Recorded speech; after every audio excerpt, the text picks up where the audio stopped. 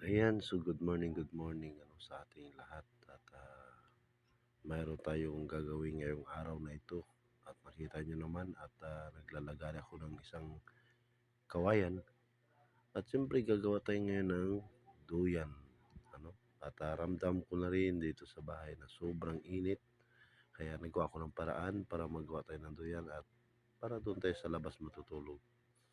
Ayan, at yan na nga, nakikita nyo naman at sinasalansan ko na yung kahoy na aking nilagari at kung nakikita nyo po, yan po yung duyan na gagawin natin.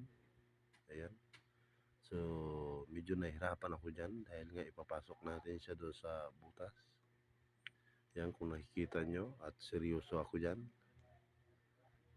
At siyempre, yan ay malaking duyan, hindi lang duyan na maliit. Kung nakikita nyo, napakalaking duyan po yan. Ayan. Busy po yung inyong kasulong El Nido. At siyempre, mamaya ikakabit na natin yan at ipapakita ko sa inyo kung gaano kaganda yung ating duyan. Ayan na nga at nasa kabilang dulo na tayo. Tatali na natin yung lubid. So, yan po yung kakabitan ng lubid na mahaba para doon natin itatali sa kahoy. Ayan, kung makikita nyo. Siyempre, higpitan natin yan kung nakikita nyo. Ayan. At para makita nyo kung gaano kaganda yung aking duyan. At dyan sa part na yan at kailangan buhulan natin dahil lagyan natin ng tainga para dugtungan ng isa pang lubid para pantali doon sa kahoy, papunta doon sa kahoy. Yan, kung makikita nyo. Yan na nga at hihigpitan natin para sure na hindi tayo mahuhulog. Ayan. So dahil nga at wala tayong trabaho today, so yan po yung aking pinagbibisihan, yung duyan na yan.